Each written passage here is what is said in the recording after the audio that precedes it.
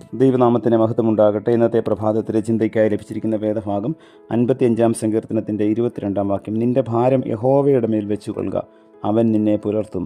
നീതിമാൻ കുലുങ്ങിപ്പോകുവാൻ അവൻ ഒരു നാളും സമ്മതിക്കുകയില്ല. ഒരിക്കൽ ഒരു സന്യാസി ട്രെയിനിൽ യാത്ര ചെയ്യുകയായിരുന്നു. ട്രെയിനിൽ ഇരിക്കുമ്പോഴും അദ്ദേഹം തൻ്റെ ഭാണ്ഡം ശിരസിൽ വെച്ചിരുന്നു. ഇത് കണ്ട മറ്റു യാത്രക്കാർ സന്യാസിയോട് ചോദിച്ചു, എന്തുകൊണ്ടാണ് അങ്ങ് ശിരസിൽ നിന്നും ഭാണ്ഡം താഴ്ത്തി വയ്ക്കാത്തത്? അദ്ദേഹം പറഞ്ഞു, ഇപ്പോൾ തന്നെ ഈ ട്രെയിൻ വളരെ ഭാരം വഹിക്കുന്നുണ്ടല്ലോ, ഇതുകൂടെയാകുമ്പോൾ വളരെ അധികമാവില്ലേ? യാത്രക്കാർ പൊട്ടിച്ചിരിച്ചു. അപ്പോൾ അദ്ദേഹം ഭാണ്ഡം താഴെ വെച്ചിട്ട് അവരോട് പറഞ്ഞു, ഞാൻ ഇത് പറഞ്ഞപ്പോൾ നിങ്ങൾ ചിരിച്ചല്ലോ, പക്ഷേ നിങ്ങളെല്ലാവരും നിങ്ങളുടെ ഭാണ്ഡം ഇപ്പോഴും വഹിക്കുകയല്ലേ? അവർ ചോദിച്ചു, എന്തു ഭാണ്ഡം?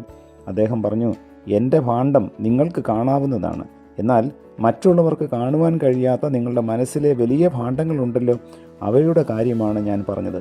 ജീവിതഭാരങ്ങളുടെ ഭാണ്ഡം, നിങ്ങളുടെ ആകുല ചിന്തയുടെ ഭാണ്ഡം, നിങ്ങൾക്ക് അത് താഴെ വയ്ക്കുവാൻ കഴിയുമോ? എൻ്റെ ഈ ഭാണ്ഡം താഴെ വയ്ക്കുന്നതിനേക്കാൾ അതാണ് അത്യാവശ്യം. അപ്പോൾ സന്യാസി തങ്ങളെ ഒരു പാഠം പഠിപ്പിക്കുകയായിരുന്നു എന്ന് അവർക്ക് മനസ്സിലായി. താഴ്ത്തി വയ്ക്കുവാൻ കഴിയാത്ത വിധമുള്ള എന്തെന്ത് ഭാരങ്ങളാണ് ഓരോ ദിവസവും നാം ചുമക്കുന്നത്. പലർക്കും നാളെയെ ഓർത്തുള്ള ആശങ്കകൾ, ചിലർക്ക് മക്കളെക്കുറിച്ചുള്ള ആശങ്കകൾ, ചിലർക്ക് താങ്കളുടെ സമ്പത്തിൻ്റെ സുരക്ഷിതത്വത്തെക്കുറിച്ചുള്ള ആശങ്കകൾ, ചിലർക്ക് ജോലിയെക്കുറിച്ചുള്ള ആശങ്കകൾ, ചിലർക്ക് അസുഖങ്ങളെ പറ്റിയുള്ള ആശങ്കകൾ. അങ്ങനെ എന്തിൻ്റെ എല്ലാം ഭാരം ചുമക്കുന്നവരാണ് നാം. ഈ ഭാരത്തിൻ്റെ എല്ലാം പിമ്പിൽ ചില ഭയങ്ങൾ നമ്മെ ബാധിച്ചിട്ടുണ്ട് എന്നത് സത്യമല്ലേ?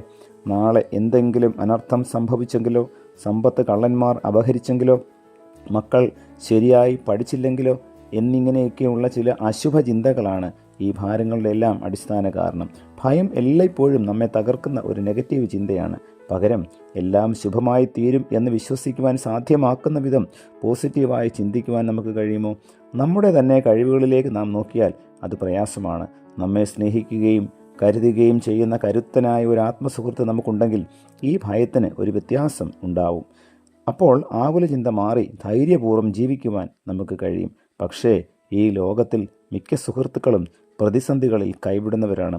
അതിനാൽ ഒരു നാളും നമ്മെ കൈവിടാത്ത, നമ്മുടെ ആവശ്യങ്ങളെക്കുറിച്ച് നമ്മേക്കാളധികം കരുതലുള്ള നമ്മുടെ ആത്മമിത്രമായ വലിയവനായ ദൈവത്തിലുള്ള വിശ്വാസവും ആശ്രയവും ഈ വലിയ ഉറപ്പ് നമുക്ക് നൽകുന്നതാണ്.